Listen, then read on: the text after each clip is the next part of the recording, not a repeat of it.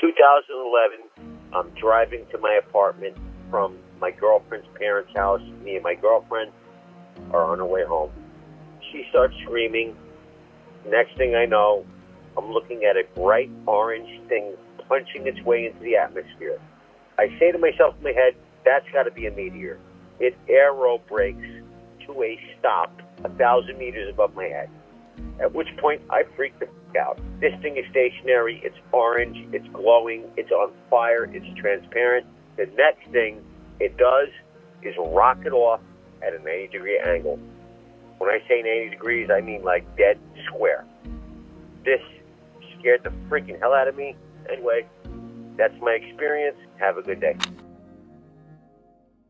Ladies and gentlemen, my name is Chris Ramsey, and welcome back to another episode of Debriefed.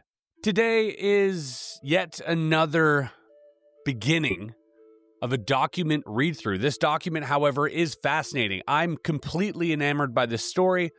Is it true? Is it not true? Who knows? Maybe we'll find out, but we are guaranteed to have a good time reading through it. So before we get started, folks, leave a like, subscribe, hit the notification bell if you like videos like these document read-throughs, and especially these alien interactions.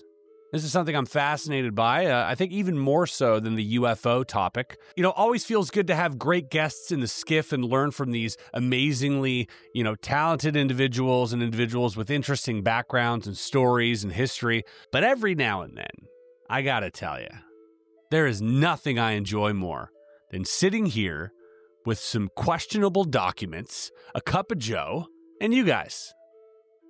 Also, hats are back in stock. I know a lot of you have been asking about the black snapbacks and the trucker hats. Those are back in stock. We're trying to replenish the store, but you guys keep buying everything up. So, not a bad problem to have. But yeah, we restocked some hats until the next collection drops. So feel free to head over to area52.shop to check those out. And right before we begin, a quick word from our sponsors.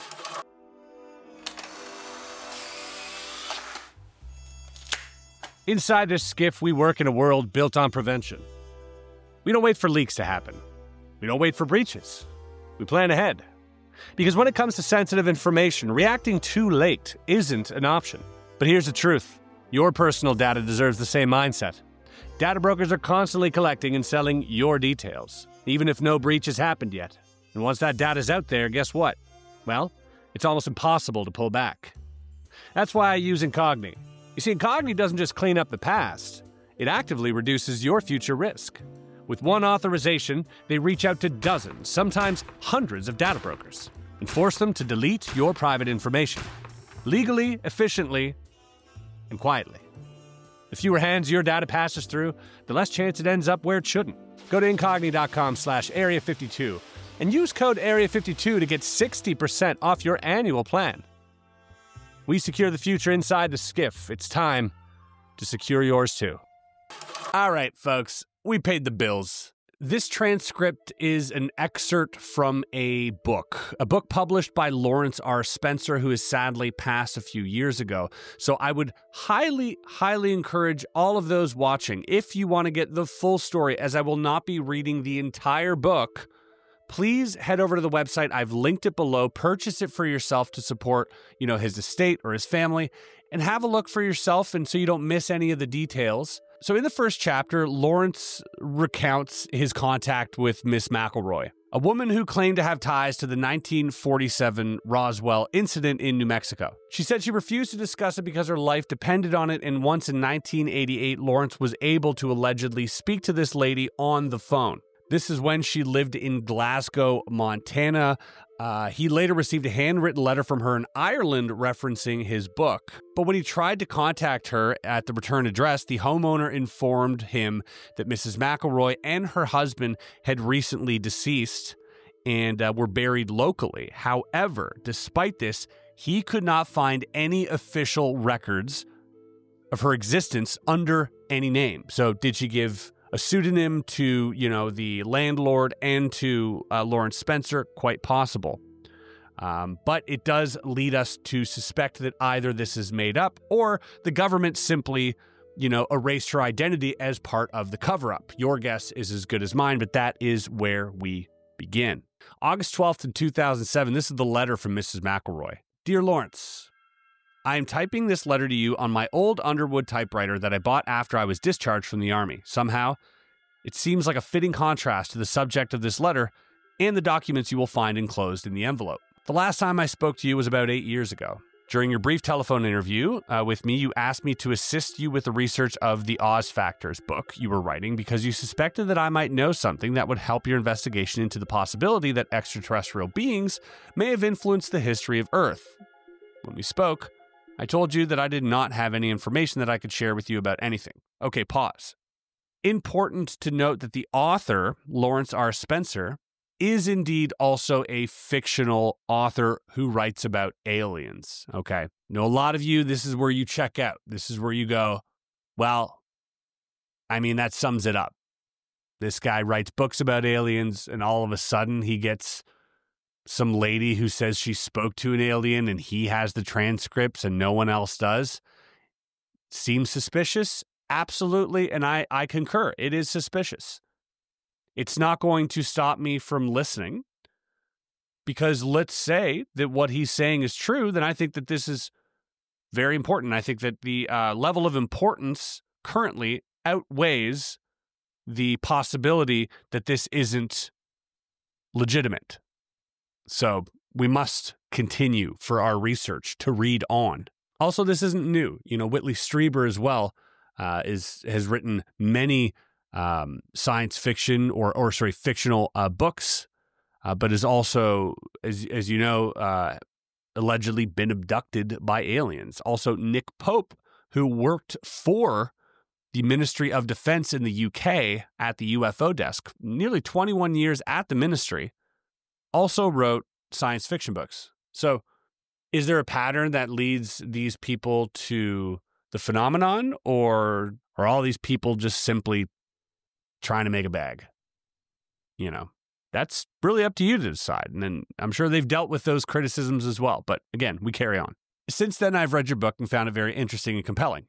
Now, I'm not going to read the entire letter of Miss MacElroy because I don't think it's pertinent. And I think, again, if you want to read the entire letter, you can go ahead and buy the book. I'm going to give you a few footnotes here that are rather pertinent. And then we're going to get into the interaction with the being. So essentially, she reconsidered her position about not coming forward and not giving him any details or helping him out with, his book. And now she's like, well, maybe I will tell you actually what went on. She goes on saying that many men have been killed to extinguish the possibility of revealing the knowledge that she has helped to withhold from society. But at this point, she's 83 years old, and she says here, I've decided to leave this body, which has outlasted its usefulness to me, using a painless method of self-administered euthanasia. I have very few months to live and nothing to fear or lose. And she goes on talking about fairy mounds and hills of Terra and the Great Mound, like the pyramids.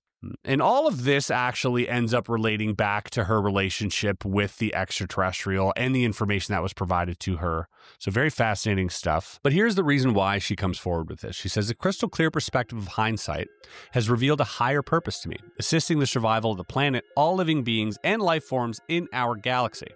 The status quo of our government establishment has been to protect the people from knowledge of such matters. In fact, the only protection afforded by ignorance and secrecy is to hide the private agenda of those in power to enslave others, and, by doing so, to disarm every perceived enemy and ally through superstition and stupidity. Them's fighting words, Matilda. Matilda's had enough.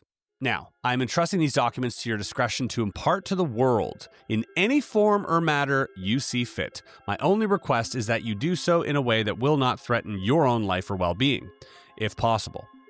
If you were to incorporate these notes of my experience into a work of fiction, such as a novel, the factual nature of the material could be easily dismissed or discredited by agency for whom national security is used as a personal shield against scrutiny and justice. In so doing, you could disavow any knowledge of their true origin and claim that it is fictitious work of your imagination. Whoever said that truth is stranger than fiction was right as rain. For most people, all of this will be unbelievable. Unfortunately, beliefs are not a reliable criteria for reality. I agree with that. Well said. Just because you believe something does not make it so.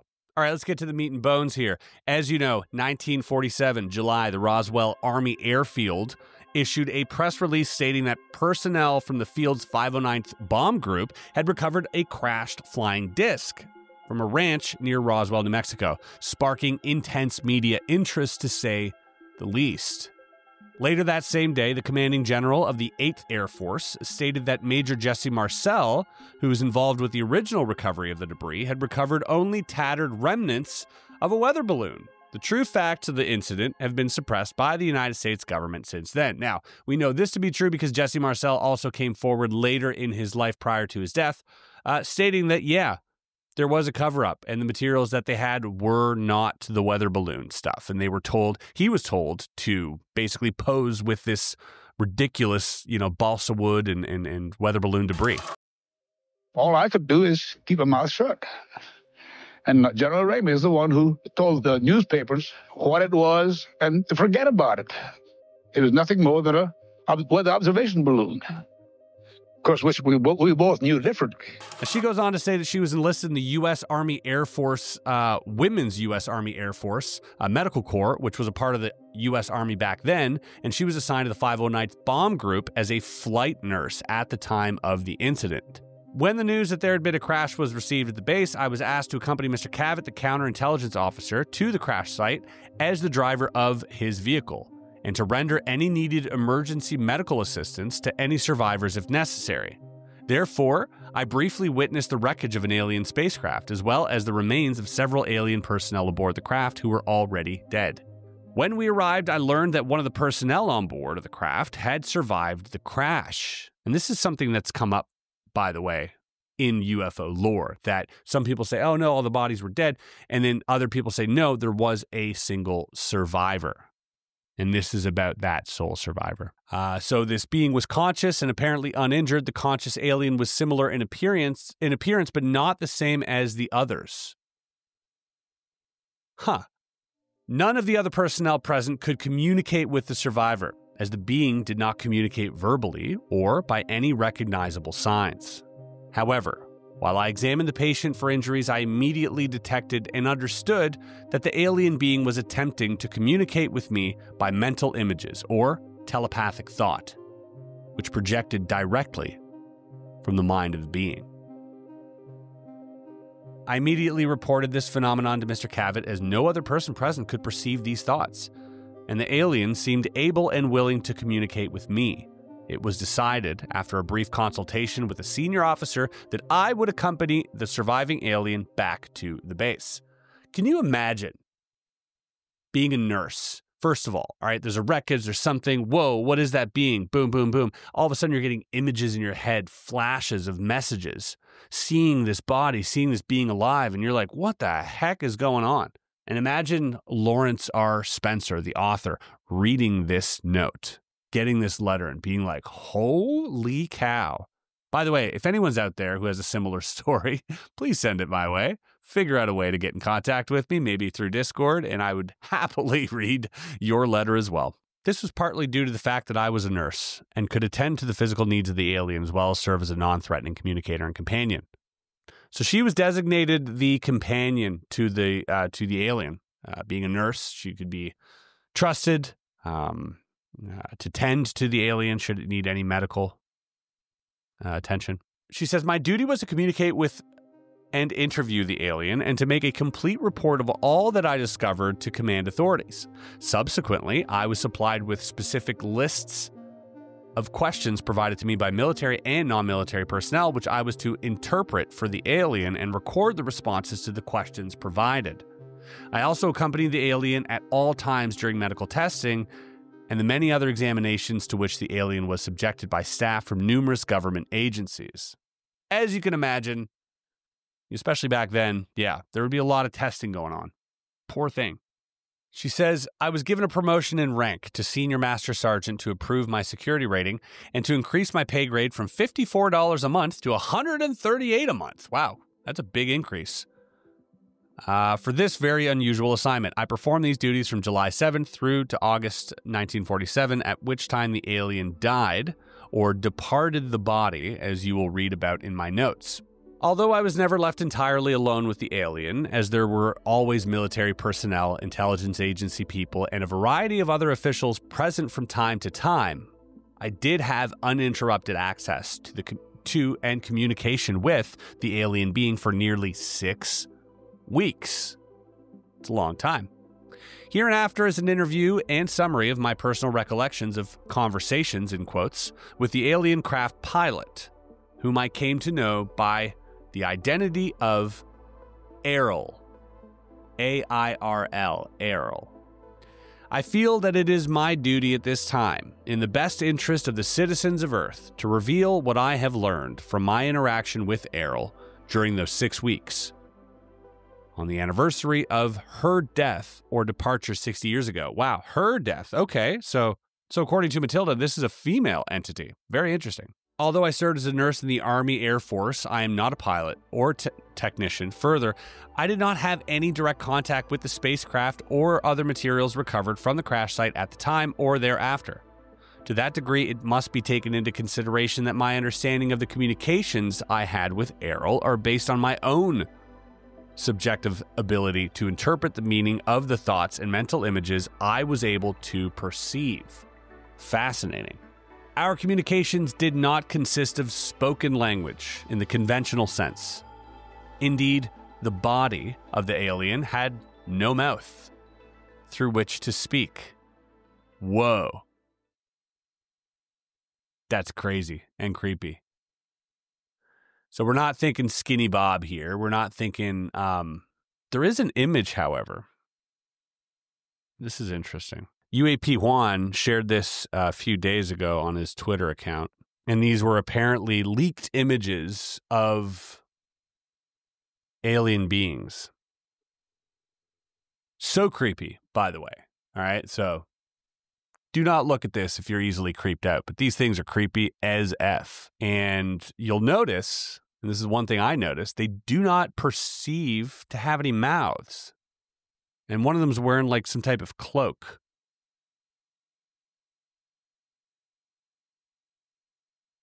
Is this one of the beings that Matilda communicated with? Very interesting. Our communication was by telepathy. At first, I could not understand Errol very clearly. I could perceive images, emotions, and impressions, but it was difficult for me to express these verbally. Once Errol learned the English language, she was able to focus her thoughts more precisely using symbols and meanings of words I could understand. Learning the English language was done as a favor to me. It was more for my own benefit than hers. Whoa, we taught this alien English. Okay. By the end of our interview sessions, and increasingly since then, I've become more comfortable with telepathic communication. I've become more adept at understanding Errol's thoughts as though they are my own. Somehow, her thoughts become my thoughts. Her emotions are my emotions. However, this is limited by her willingness and intention to share her own personal universe with me. She is able to be selective about what communication I am allowed to receive from her. Likewise, her experience, training, education, relationships, and purpose are uniquely her own. Whoa. See, this is a really interesting thought for me because when we think about telepathy or we think about sharing some type of intelligent consciousness, we automatically assume that all thoughts are everybody's and everybody agrees and it's this hive mind sort of collective, when in reality, we do apparently transfer thought, but that doesn't really eliminate uniqueness somehow. Individuality still persists to a certain extent. That's really interesting. This is the symbol of the domain. The domain is a race or civilization of which Errol, the alien I interviewed, is an officer, pilot, and engineer, serving in the domain expeditionary force. The symbol represents the origin and unlimited boundary of the known universe, united and integrated into a vast civilization under the control of the domain. Now, Is it literally the domain, or is this just like an interpretation of the word domain? Who knows? Errol is currently stationed at a base in the asteroid belt, which she refers as a space station in the solar system of Earth. First and foremost, Errol is herself. Secondarily, she voluntarily serves as an officer, pilot, and engineer in the Domain Expeditionary Force. In that capacity, she has duties and responsibilities, but she is at leave to come and go as she pleases also. Please accept this material and make it known to as many people as possible. I repeat that this is not my intention to endanger your life with the possession of this material, nor do I really expect you to believe any of it either. However, I do sense that you can appreciate the value that such knowledge may have to those who are willing and able to face the reality of it. Mankind needs to know the answers to questions which are contained in these documents. Who are we? Where do we come from? What is our purpose on Earth? Is mankind alone in the universe? If there is intelligent life elsewhere, why have they not contacted us? It is vital that people understand the devastating consequences to our spiritual and physical survival if we fail to take effective action to undo long-standing and pervasive effects of alien intervention on Earth.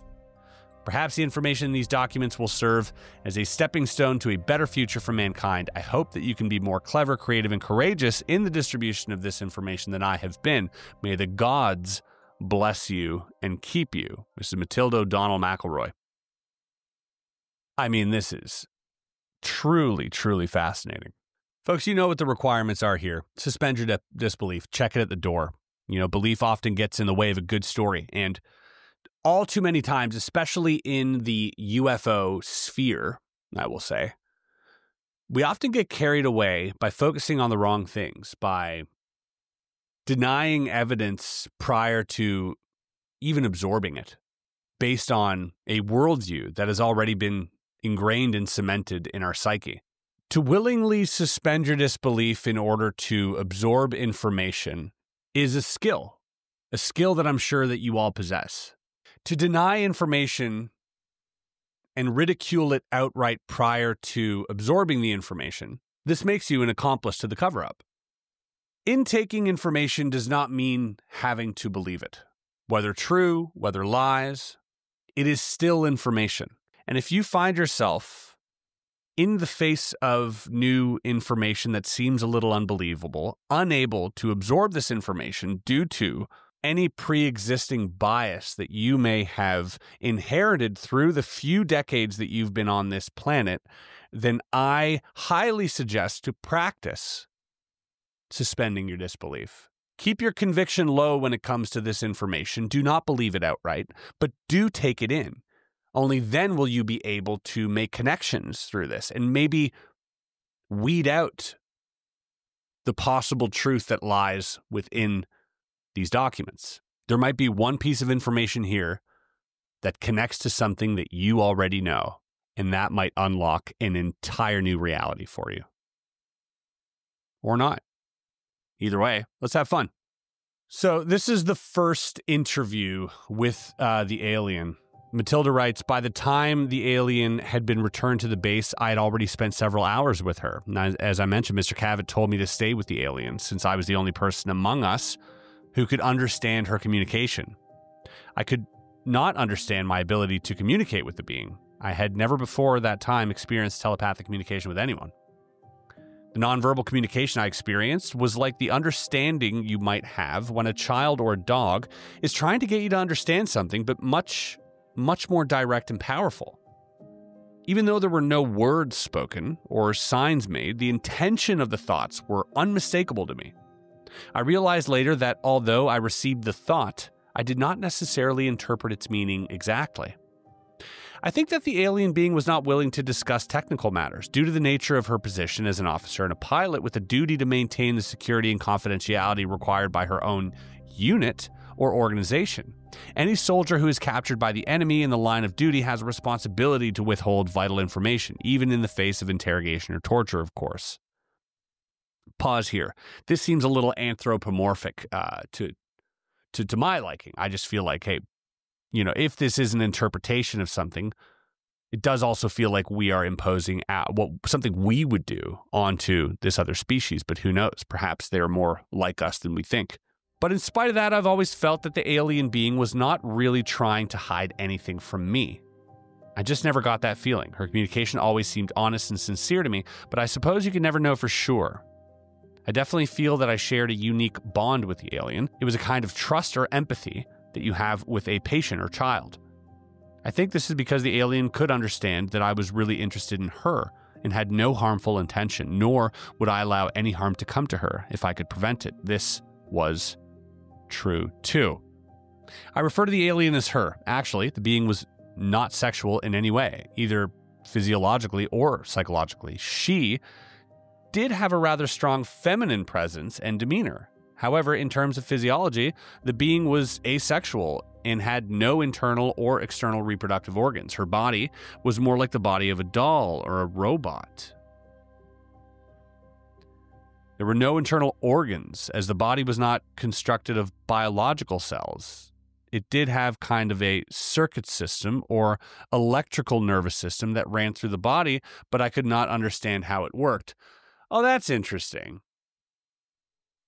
Huh.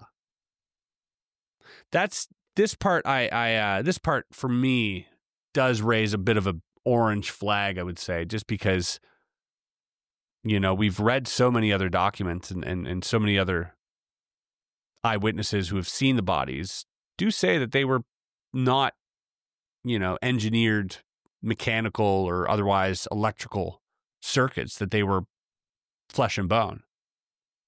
In stature and appearance, body was quite short and petite, around 40 inches tall. The head was disproportionately large relative to the arms, legs, and torso, which were thin. There were 3 fingers on each of the 2 hands and feet, which were somewhat prehensile. Okay, hold on. So we're talking about tridactyls here. Now, this does not comport with the aliens that were dissected by the EBO microbiologist at, whether it's Battelle or Fort Detrick, but this does bear some similarity to, I think, some of the original drawings of the beings at Roswell, and also the tridactyls that were discovered in Peru.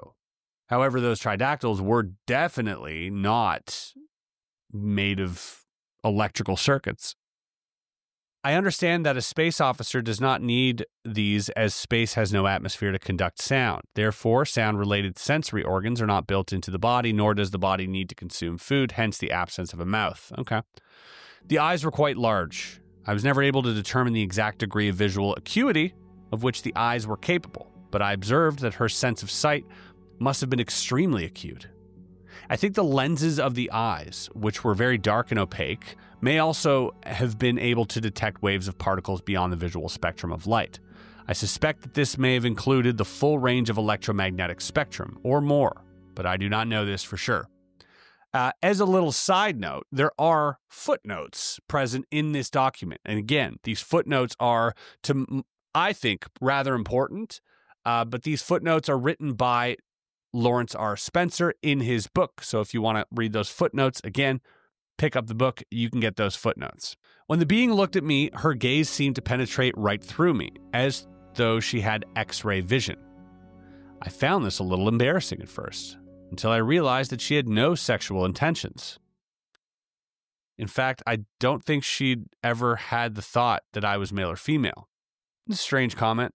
It became very obvious after a short time with the being that her body did not require oxygen, food, or water, or any of the external source of nutrition of energy.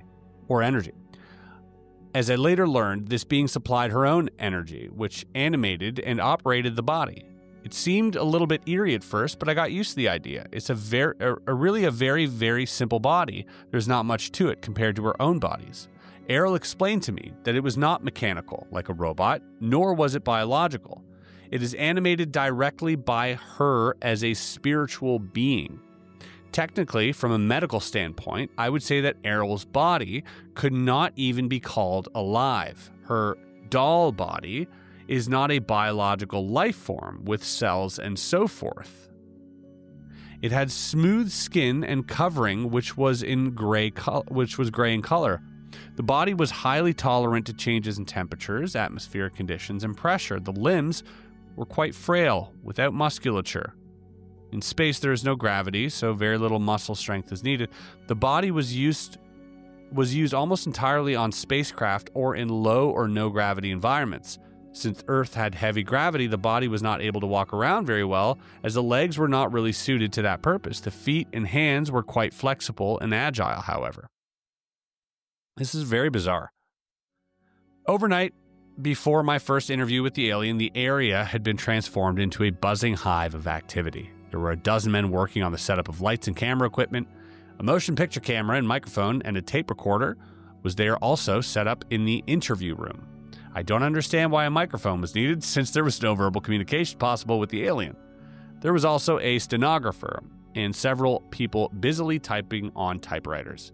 I was informed that the expert foreign language interpreter and a code-breaking team had been flown to the base during the night to assist with my efforts to communicate with the alien. There were also several medical personnel, specialists in various fields, to examine the alien. And a professor of psychology was there to help formulate questions and interpret the answers. As I was just a nurse, I was not considered to be a qualified interpreter, even though I was the only one who could understand anything the alien was thinking. There were many subsequent conversations between us. Each interview resulted in exponential increase in understanding between us, and I will discuss later on in my notes. This is the first transcript with the answers to a list of questions provided to me by the intelligence officer at the base, which I debriefed to the stenographer immediately following the interview. Folks, here we go. We're half an hour into this video, and we finally get to the transcript. I apologize, but I think the preamble was required. Official transcript of the U.S. Army Air Force, Roswell, Air Force 509th Bomb Group. Subject, alien interview. Question, are you injured? Answer, no. Question, what medical assistance do you require? Answer, none. Question, do you need food or water or other sustenance? Answer, no. Question, do you have special environmental needs, such as air temperature, atmospheric chemical content, air pressure, or waste elimination? Answer, no. I am not a biological being. Question, does your body or spacecraft carry any germs or contamination that may be harmful to humans or Earth life forms or other Earth life forms? Answer, no germs in space. Question, does your government know you are here? Answer, not at this time. Question, are others of your kind going to come looking for you? Answer, yes. Question, what is the weapons capability of your people? Answer, very destructive.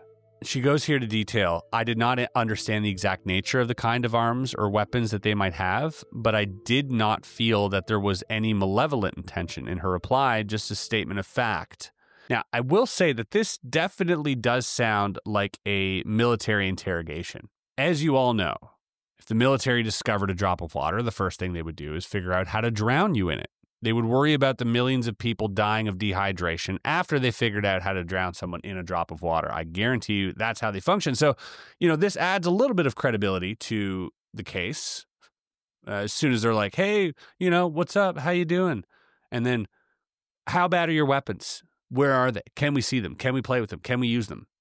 Question, why did your spacecraft crash? Answer, it was struck by an electrical discharge from the atmosphere which caused us to lose control.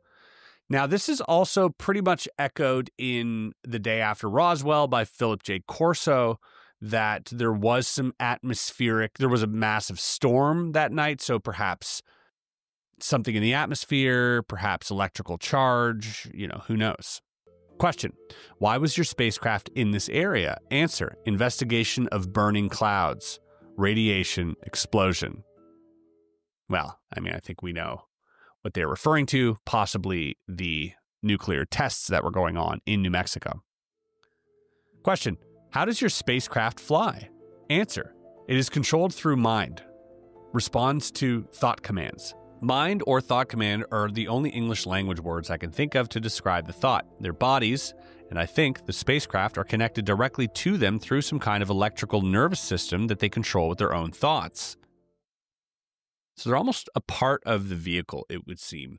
And again, we find ourselves describing what seems to be this ephemeral form of life, a disposable life form that sole responsibility is sort of task-oriented and based around the flight of this craft or whatever the task it had. But it does not seem like there is much value in this individual life form. And we see this over and over. We hear this through, even the crash retrieval whistleblower that came out on 4chan that we read through. Everything was built to spec. There was no extra nothing, almost as if the mobile construction unit that was placed in the ocean was some type of immune system placed on different planets in order to protect, preserve, and encourage life, forming on planets. And included in these things are sometimes biological entities because they had to interact with the local population. Who knows? But it does seem like this is a trend throughout the type of beings that are encountered, or at least, the smaller type of beings. And the EBO scientists as well said that they had certain nodes on their brain and that the study of this was paramount to everything else. The military wanted to know how the interface of, the physical nodes on the brain interacted with the craft itself. And if you look at even Bob Lazar and the craft that he worked on, there didn't seem to be any type of hardware that you could interact with, unless it was on the top floor, which he didn't go to. But there's just these 3 little chairs that they sat in, and then perhaps somehow locked in through, their own physiology, to the steering mechanism or flight capabilities of the craft. Question, do you have written language or symbols for communication? Answer, yes. Question, what planet are you from? Answer, the home, birthplace, world of the domain.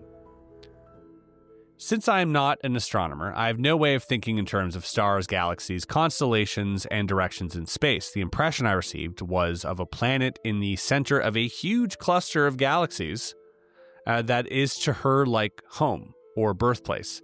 The word domain is the closest word I can think of to describe her concept, images, and thoughts about where she is from. It could as easily be called the territory or the realm. However, I'm sure that it was not just a planet or solar system or a cluster of stars, but an enormous number of galaxies.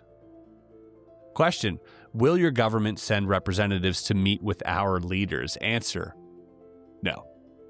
Question, what are your intentions concerning Earth? Answer, preserve/protect property of the domain.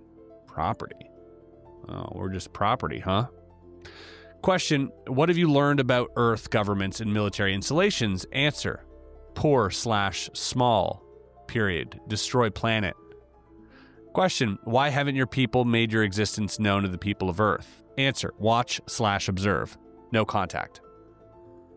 I got the impression that contact with people on Earth was not permitted, but I could not think of a word or idea that communicated the impression I got exactly. They are just observing us. Or monitoring. Question, have your people visited Earth previously? Answer, periodic/repeating observations. Question, how long have you known about Earth? Answer, long before humans. I'm not sure if the word prehistoric would be more accurate, but it was definitely a very long period of time before human beings evolved. Question, what do you know about the history of civilization on Earth? Answer, small interest/attention. Small time. The answer to this question seemed very vague to me. However, I perceived that her interest in Earth history is not very strong, or that she did not pay much attention to it. Or maybe, I don't know. I didn't really get an answer to the question. Question, can you describe your home world to us? Answer, place of civilization, culture, history. Large planet, wealth, resources always, order, power, knowledge/wisdom, 2 stars, 3 moons. 2 stars? Zeta Reticuli, perhaps? Binary star system? Question, what is the state of development of your civilization? Answer, ancient, trillions of years. Always, above all others, plan, schedule, progress, win, high goals / ideas.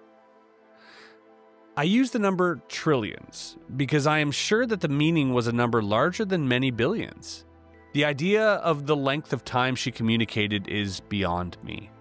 It's really closer to the idea of infinity in terms of Earth years. Question: do you believe in God?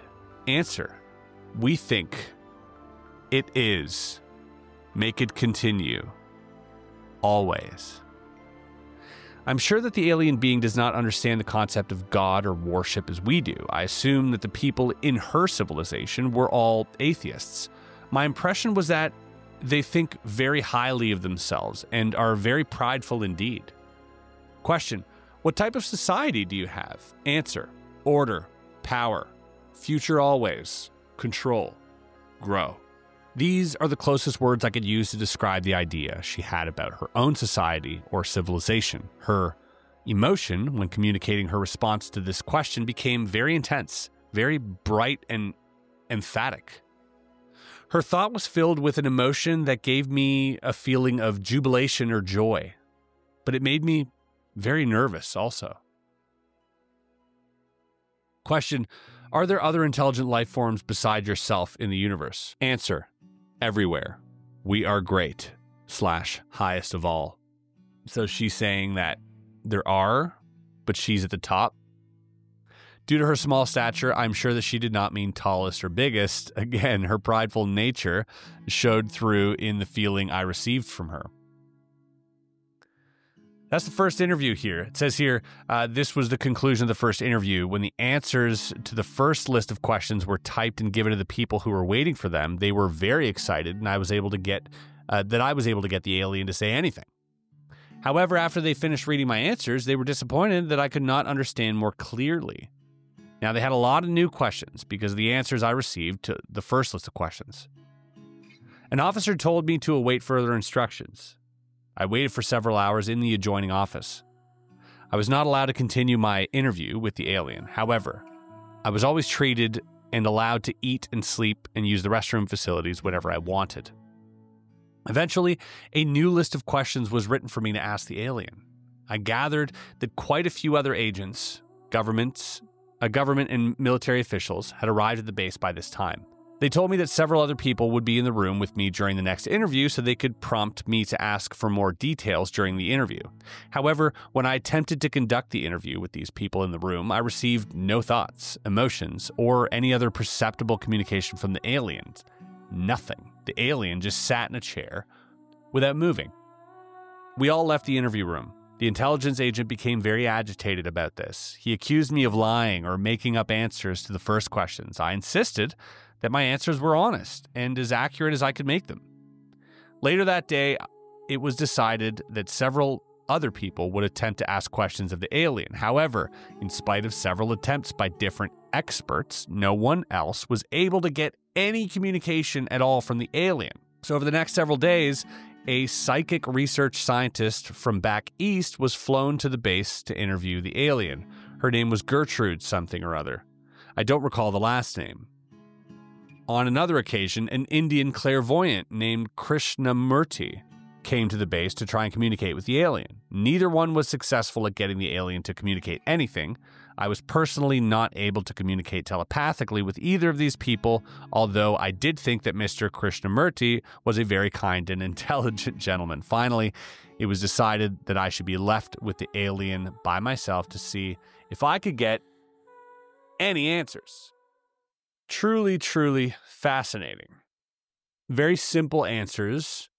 We've established that this, short little being is kind of giving everyone else the silent treatment, except for what seems to be Matilda, and when there are less people in the room. This creature also seems to think that they are the sort of pinnacle of all beings in the universe or in the known universe. All right, we move on. It says in the next interview, I was told to ask the alien only one question. So the question is, why have you stopped communicating? And the answer, no stop, others, hidden / cover, secret fear, Matilda says the alien cannot communicate with them because they were afraid of her or do not trust her. And it is clear to me that the alien is very aware that some people have secret intentions toward her and are hiding their real thoughts. It is equally obvious to me that the alien does not have any, even a tiny bit of fear of us or anything else for that matter. Whoa. No fear. I guess if you don't have fear, you probably live in the present entirely or have an absolute disregard for the idea of death. Like death is nothing to fear, literally nothing to fear. And perhaps if you're trillions of years old, you've long since conquered any fear, perhaps even conquered the idea of pain or time.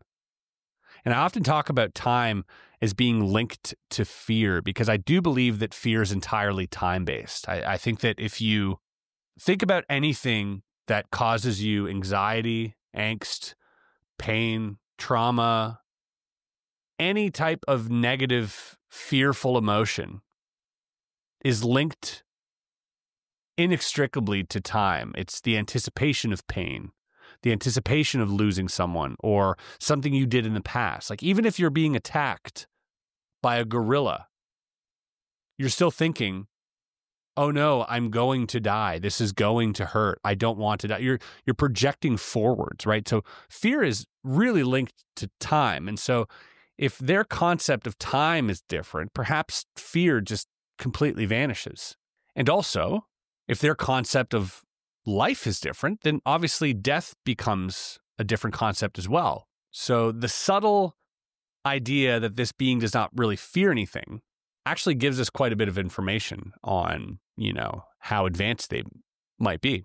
So her personal note, she says, I pondered the words I chose to convey the meaning of the alien's thoughts very carefully before reporting to the stenographer and to the people who were waiting anxiously in the other room. Personally, I never suffered any fear or misapprehension about the alien whatsoever. I was very, very curious and excited to learn anything and everything I could about her and from her.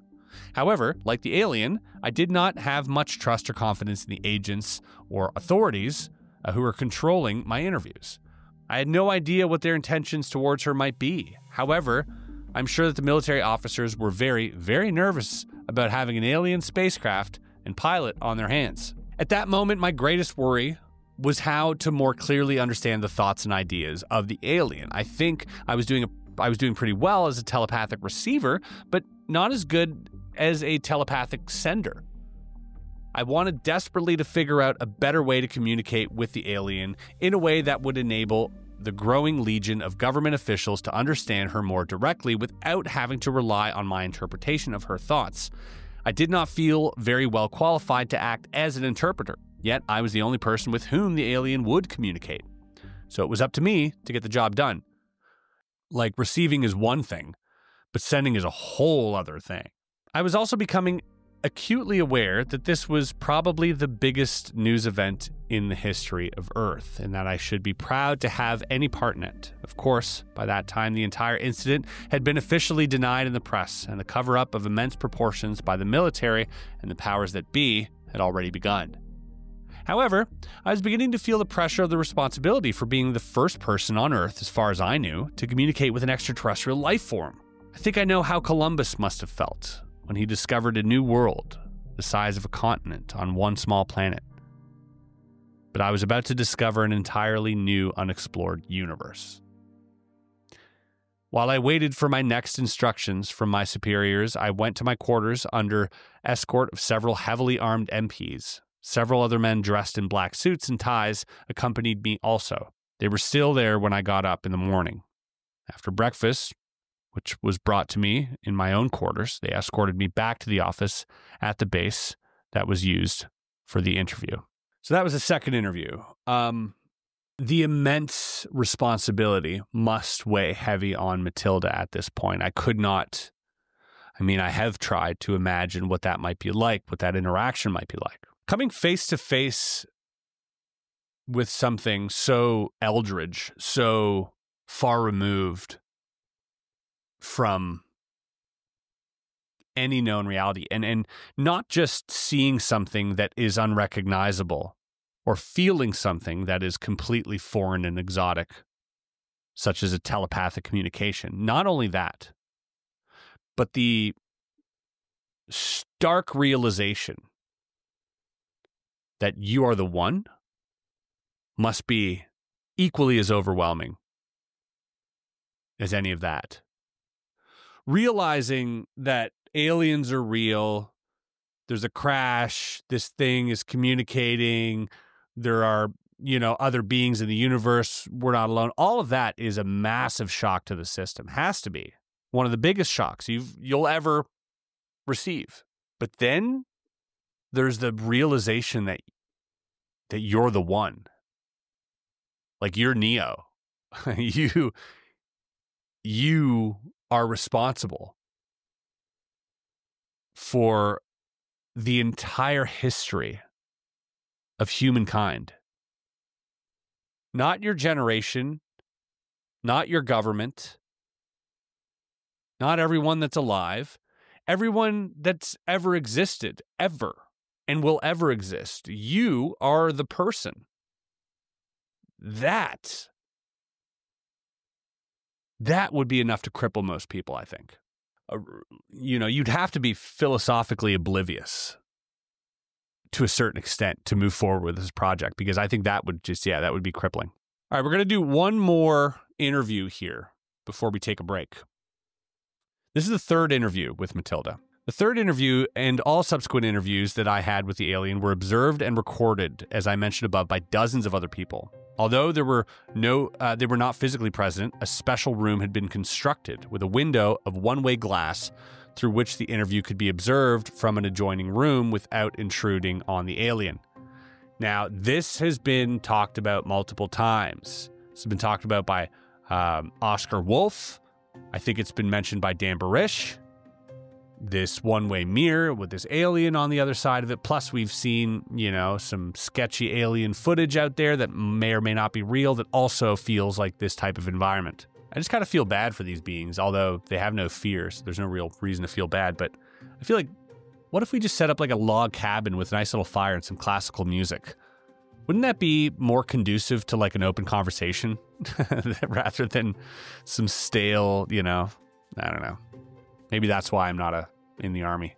The alien had been moved into a newly constructed room and was seated in an ordinary overstuffed living room chair covered with a flowery fabric. All right, I take back what I said. They did take a cue from my thoughts. I'm sure that someone had been sent into town to buy a chair from the nearest available furniture store. The alien's body was about the same size as a very thin 5-year-old child, so she was dwarfed by the chair. That's such a funny image. And also a really interesting detail. I mean, even if you're a fictional writer, we need a chair. There are no chairs. We got to get one. This is all we got. And then having this tiny alien body sitting in your grandma's chair. Since her body was not biological, it didn't need any food, air, or heat. And apparently, she didn't sleep either. There were no eyelids or eyebrows above her eyes, so the eyes didn't close. I don't think anyone could tell whether she was sleeping or awake as long as she was sitting upright in the chair. Unless she moved her body or gestured with her hand, it would be hard to tell whether she was even alive or not, unless you could perceive her thoughts. Eventually, I learned that the alien was not identified by her body, but by her personality, so to speak. She was known by her fellow aliens as Errol. This is the closest word I can use to describe the name using the English alphabet. I sensed that she preferred the feminine gender. I think we shared a natural female empathy and nurturing attitude towards life and each other. I'm sure she did not feel comfortable with the combative, aggressive, domineering attitude of the male officers and agents, each of whom was more concerned with their own personal self-importance and power than with discovering the secrets of the universe. I do like this part.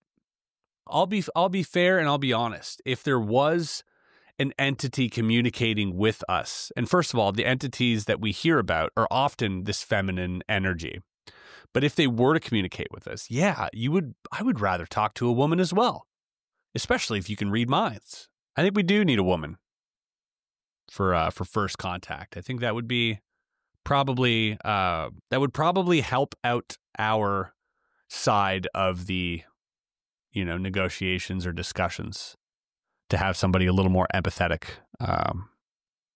be the communicator. When I entered the room, she was very pleased to see me. I felt a very genuine sense of recognition, relief, and a warm feeling from her. It was like the eager excitement and unconditional platonic affection one feels from a dog or child, yet with a calm, reserved control. I must say that I was surprised that I felt the same sort of affection for the alien being, especially since we had spent so little time with each other. I was pleased that I was able to continue my interviews with her in spite of all the attention it was getting from the stream of government and military people arriving at the base. It was very obvious that the people who wrote the next series of questions for me wanted to learn how to communicate with the alien themselves without having to go through me. Here are the answers to the new list of questions. Question: can you read or write any Earth languages? Answer: no. Question: do you understand numbers or mathematics? Answer: yes, I am officer, pilot, engineer.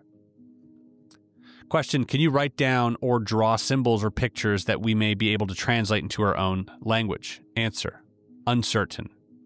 Question: are there any other signs or means of communication you can use to help us understand your thoughts more clearly? Answer: no. Matilda writes, I was very sure that this was not true, but I understood clearly that Errol was not willing to communicate in writing or drawing or sign language.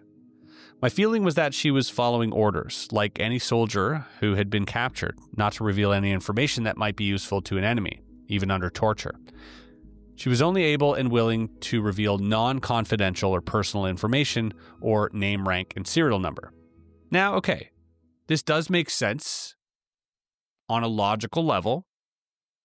If she was held captive, that she would withhold certain sensitive informations as we would as well. But it also, feels very convenient in this story that she's like, I can't give you details, So, keep that in mind. Question: can you show us on a map of the stars which is the star of your home planet? Answer: no. This is not because she does not know the directions from Earth to her home planet. She was unwilling to reveal the location. It was also due to the fact that the star system of her home planet does not exist on any star map on Earth. It is too far away. Question: how long will it take your people to locate you here? Answer: unknown. Question: how long would it take your people to travel here to rescue you? Answer: minutes or hours. Question: how can we make them understand that we do not intend to harm you? Answer: intentions are clear. See in your mind images, feelings. Question: if you are not a biological entity, why do you refer to yourself as feminine? Answer: I am a creator, mother, source. Matilda's personal notes. These questions took me only a few minutes to complete. I realized then that we may be in for some serious trouble if the alien was not willing to cooperate or reveal any information that the military or intelligence agencies or scientists considered to be useful to them. I was also sure that the alien was very certain of actual intentions of people who wrote these questions, as she could read their minds just as easily as she could read my thoughts and communicate with me telepathically. Because of these intentions, she was unwilling and unable to cooperate with any of them in any way, under any circumstances. I am equally sure that since she was not a biological life form, that there was no kind of torture or coercion that would change her mind. The power that this little being has, and also, if you're dealing with something that's trillions of years more advanced, there's nothing you're going to get from this being. It's already been created to withstand any of our primitive techniques anyways. I think it is interesting though. It's as if a bunch of ants held a human captive, and we're like, where's your queen? And we're like, well, we don't really obey the queen anymore, which wouldn't make sense to them. One thing is certain, that when it comes to this telepathic communication, and if you take it even further into, perhaps, fringe theories of quantum mechanics, that intention is really important. The intention you put behind something, whether it's a thought, whether it's an action, whatever it is, whether it's just the start of your day or writing a letter or saying thank you, those intentions mean more than the actions. They mean more than the words. You know, if I'm helping someone out, but in my mind I'm thinking of, oh, I'm only doing this so that they, I don't know, trust me and then I'll steal all their money, right? The intention is all that matters. And in the universe, I think that might be one of the closest universal laws that we could probably fathom, is that intention overrides absolutely everything. And if that's the case, then intention must be fundamental to communicate. It must be a fundamental property of the universe to change or collapse certain wave functions. I think intention is very important. And we hear about this through meditating. We hear about it through manifesting. We hear about it when you even study animals and you can feel their intention, whether it's friendly or whether it's, you know, unfriendly. I love this idea of telepathic communication being based on impressions and intention and feelings, because I think that that probably resonates. And I mean that. It literally physically resonates more than writing something down or saying something. I find it really interesting that we get to witness Matilda's climatization to her communication ability with this entity. Like, she is slowly discovering how to decipher intention into words that these primitive military officers can understand. But at the same time, she acts as, like any translator would in a hostile situation, she acts as a sort of mediator. She has to be careful of what she communicates because it could affect the lives of other beings in the room. You know, learning how to communicate telepathically, but at the same time having this responsibility. I mean, must be so intense. Folks, I would love to know what you think of this document so far and this book. I think, you know, if true, it is a invaluable piece of information for humanity.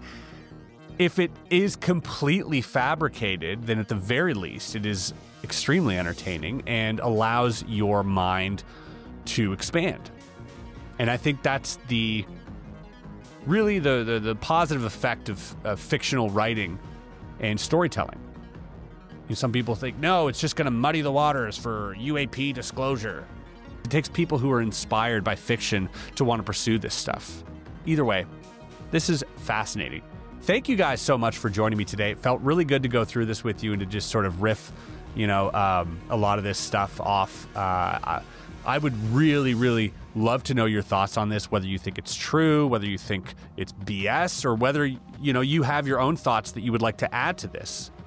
Maybe connections that you've made to other documents that I've missed. I would love to hear your thoughts. And if you want to go even further, go to Discord. It's free. We discuss stuff like this all the time. It's an amazing community. Highly encourage you guys to drop by and be a part of the community. We're almost at 5,000 members over there, and we're just chatting away. So that's something that you guys can join. Check out area52.shop. Thank you so much for being a part of this. And let me know, leave a like on this video if you want to see more of this. And we'll see you on the next one. Peace and love.